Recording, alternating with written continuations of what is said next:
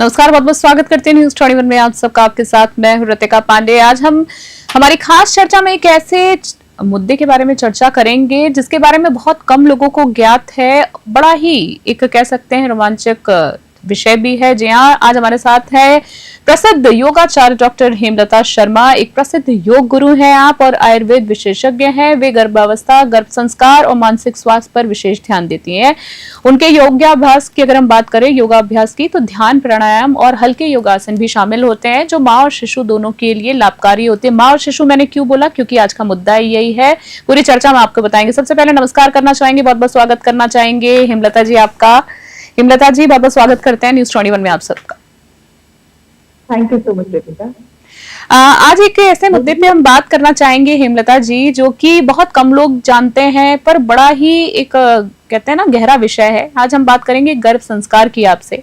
तो भारतीय परंपरा में मैं आपसे जानना चाहूंगी गर्भ संस्कार जो है उसका महत्व क्या है, और मैडम हम ये भी जानना चाहेंगे कि ये होता क्या है। सबसे पहले हमारे दर्शकों को बताएं।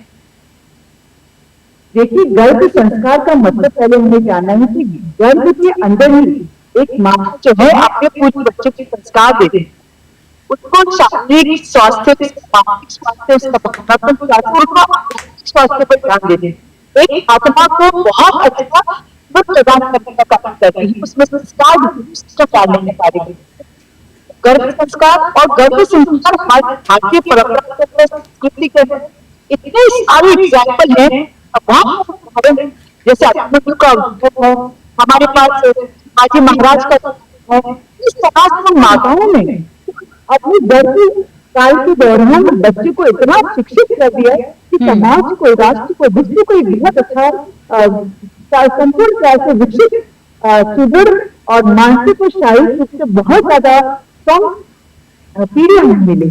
तो ये होता है गर्भ संस्कार। गर्भ संस्कार के अंदर बहुत सारे हम छोटी छोटी सी एक्सरसाइज करवाते हैं, ज्यादा पेल्विक एरिया का वर्क करवाते हैं, लोअर एरिया का वर्क करवाते हैं, स्पाइन रिलेटेड। और इसके अंदर माताएं जो हैं वो अपने बच्चे के साथ में शारीरिक कम्युनिकेशन करती हैं, यानी कि संवाद करती हैं, मीनिंगफुल बात करती हैं, उनको सिखाती हैं कि क्या अच्छा है, क्या बुरा है। साथ में मंत्र उच्चारण होता है, तो मंत्र उच्चारण के माध्यम से वो आध्यात्मिक ऊर्जाओं का स्वागत करती हैं। और गर्भ संस्कार हमारा हवन भी करवाया जाता है यहाँ पर। तो जो हम कहते हैं कि बेबी शावर हो रहा है, जी जी, का आशीर्वाद का पूरी देवताओं के साथ में सबको बुलाकर हम वो करवाते हैं गर्भ संस्कार। तो पूरी 9 महीने की यात्रा के अंदर एक गर्भवती महिला जो है अपने बच्चे का हर एक लेवल पर बहुत अच्छे से ख्याल रख सकती है, अपना ध्यान रखते हुए बच्चे के अंदर बहुत सारे संस्कार बने इसके अंदर डालें। चलिए, बहुत ही एक खूबसूरत बात आपने बताई है। जो भी लोग प्लान कर रहे हैं, बेबी का प्लान कर रहे हैं, या जो भी महिलाएं जो इस वक्त हैं गर्भवती हैं, उनके बड़े काम आने वाला है। आपने जो जिक्र किया, मैम ये जानना चाहूंगी ये जो गर्भ संस्कार की प्रक्रिया है, ये जो क्रिया है जो पूरी, ये कब से शुरू कर देनी चाहिए किसी महिला को अगर वो चाहती है? देखिए, बहुत अच्छी बात आपने पूछी है। जन्माष्टमी के दिन तो जब भी हम कोई बीज बोते हैं तो उससे पहले भूमि तैयार की जाती है, बिल्कुल मिट्टी तैयार की जाती है, ताकि वो जितनी अच्छी फर्टिलाइज होगी उतना ही अच्छा उपजाऊ पौधा हमारे पास आएगा, पेड़ हमारे पास उगेगा। तो कहने का मतलब ये है कि ये तो जब आप गर्भ का प्लान कर रहे हो, संचित करने से पहले से ही आपकी यात्रा शुरू हो जानी चाहिए कि एक गर्भवती महिला को अपने आप को, महिला को इतना अपने आप को सुदृढ़ बना ले, इतना स्ट्रॉन्ग बना ले कि बहुत अच्छे से वो संस्कारवान बच्चे को जन्म दे पाए। अब इसमें आता है कि तीनों सेमेस्टर होते हैं। फर्स्ट सेमेस्टर 3 मंथ का होता है, 3 मंथ का, सेकंड सेमेस्टर और थर्ड सेमेस्टर। तो तीनों ही सेमेस्टर में अलग अलग प्राणायाम होते हैं, ब्रेथ वर्क होता है, वर्कआउट होता है, साथ में बहुत सारी जैसे कीगल एक्सरसाइज करवानी है, गर्भवती महिलाओं को नॉर्मल डिलीवरी के लिए प्रोत्साहित करना है।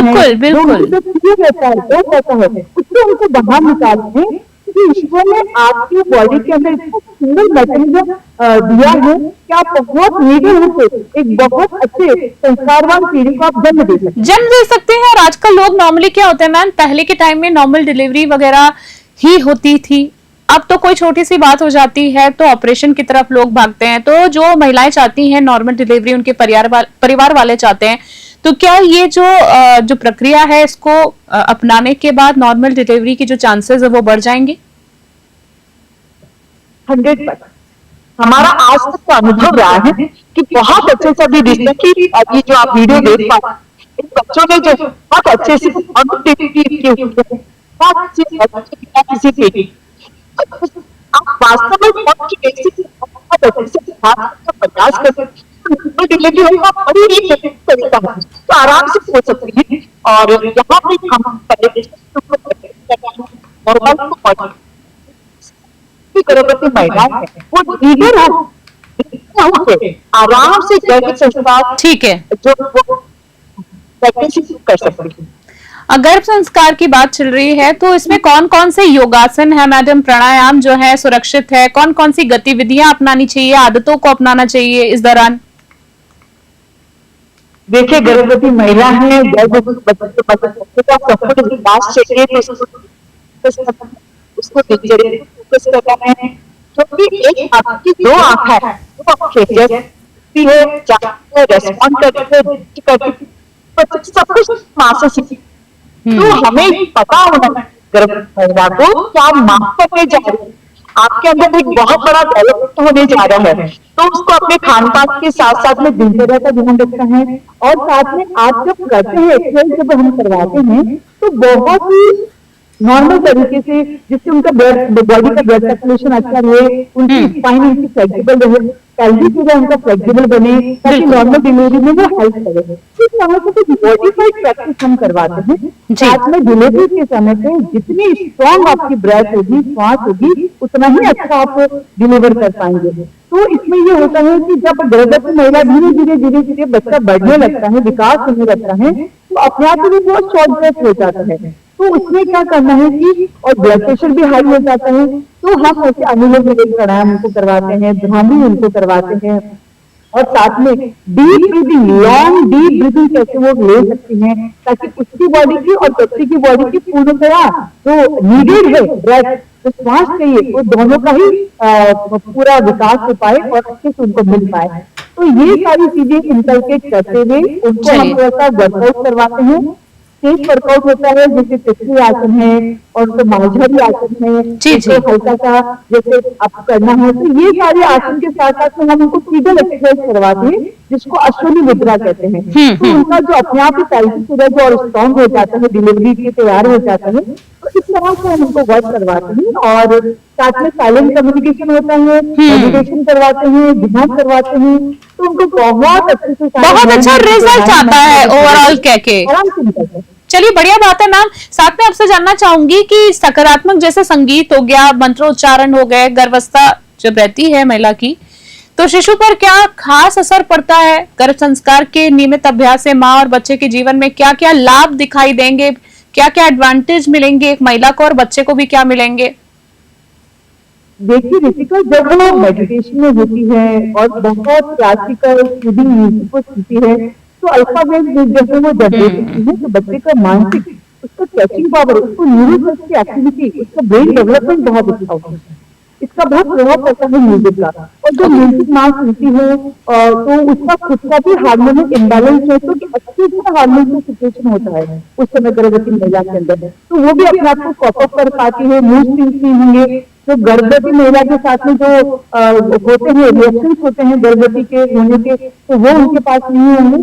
तो इस तरह से जो है वो आराम से अपने 9 मंथ का पीरियड बिताएगी और साथ में म्यूजिक सुनने से और बहुत सारी मंत्र करने से तो आध्यात्मिक ऊर्जाओं का स्वागत होता है, वो बढ़ोतरी होती है, मंत्रों की वाइब्रेशन होती है, तो एक प्रोटेक्शन डेवलपमेंट में बहुत फायदा होगा। आपसे आखिरी 2 सवालों में मैं जानना चाहूंगी, सबसे पहले तो मैं ये जानना चाहूंगी कि महाभारत में गर्भ संस्कार की जिक्र बड़ा आता है तो कौन सा उदाहरण प्रसिद्ध है महाभारत में? महाभारत की बात कर रही हूँ मैं, और इसका संदेश क्या था? हमारे दर्शकों को आपकी जबानी हम चाहेंगे आप बताएं।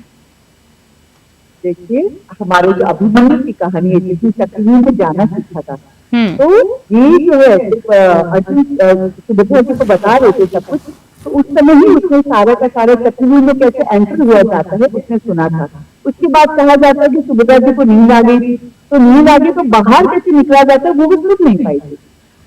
तो ये बहुत बड़ा उदाहरण है कि अभिमन्यु को जब जन्म लेने के बाद तो उसको नहीं सिखाया गया, तो बड़ी छोटी उम्र के थे, फिर भी उन्होंने गर्भ काल के दौरान ही वो सब कुछ सुना और उन्होंने पूरा तकलीफ के अंदर वो गए और इस तरह से हमारे पास ये उदाहरण है। जी बिल्कुल बिल्कुल। कहानी है, एक बहुत ही उद्दंड बच्चा, बहुत ही शैतान बच्चा होता है, तो उसकी माँ एक पंडित के पास के जाती है, 3 साल का हो गया ये, और ऐसा बच्चा जब हमारे खानदान में किसी का हुआ तो पंडित कहती है कि आप हमारे पास 3 साल 9 महीने टाइम, अगर आप 9 महीने की यात्रा आप अच्छी तरह कर लेते तो आज भी बच्चा इस तरह से नहीं होता। नहीं कहने का मतलब है कि गर्भ संस्कार के द्वारा हम इस संस्कारवान पीढ़ी को जन्म देते हैं। जी बिल्कुल बिल्कुल मैम, आपने बहुत अच्छा सा एक जो मैसेज दिया उन महिलाओं को जो इस दौरान इस तरह से चीजों से गुजर रही हैं, यानी आप प्लान कर रहे हैं, बेबी प्लान कर रहे हैं, कहीं ना कहीं गर्भधारण आपने का प्लान कर रहे हैं, तो कहीं ना कहीं बहुत सहयोग करेगा। आपने महाभारत का भी जिक्र किया, एग्जाम्पल दिया। एक आखिरी सवाल आपसे जानना चाहूंगी जो बहुत इंपॉर्टेंट है, सभी महिलाएं जानना चाहेंगी कि इसके अप्रोक्सीमेटली चार्जेस क्या होते हैं, अगर आप बताना चाहें कि क्योंकि कई बार होती है आर्थिक स्थितियों की वजह से महिलाएं हैं, चाहती बहुत कुछ है, प्राणायाम करना चाहती हैं, योगा क्लासेस आना चाहती हैं, कुछ लोग जिम भी जाते हैं, जुम्बा वगैरह करते हैं, तो मैम क्या आर्थिक चार्जेस वगैरह क्या रहते हैं? बेसिकली मेरा क्वेश्चन आपसे ये है। देखिए रितिका, इसके अंदर डिपेंड करता है कि आपकी सर्कमस्टेंसेस कैसे हैं, कि आपकी स्थिति क्या है, थोड़ा रिसर्च चेक करना होता है, उनका पेल्विक एरिया चेक करना होता है कि यूट्रस की स्थिति क्या है। तो उसके बाद ही सबसे पहले ये ऐसा नहीं कि कोई भी महिला डॉक्टर की अंडर गाइडेंस थी, जब डॉक्टर स्वयं कह देते हैं कि अब आप कर सकते हैं तभी आप करें इसको, अदरवाइज आपको प्रिकॉशंस लेने पड़ते हैं।